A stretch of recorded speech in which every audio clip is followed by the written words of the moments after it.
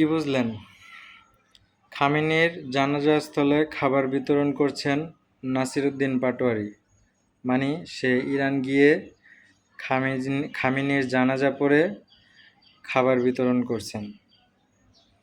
এরকম কয়জন রাজনীতিবিদ পাইছেন আমাদের দেশে?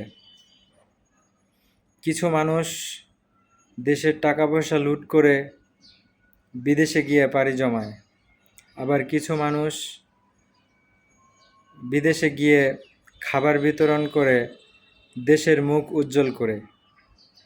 এখন দেশটা কাদের হাতে দিবেন? কাদের দায়িত্বে এই দেশটা রাখবেন? চিন্তা করেন।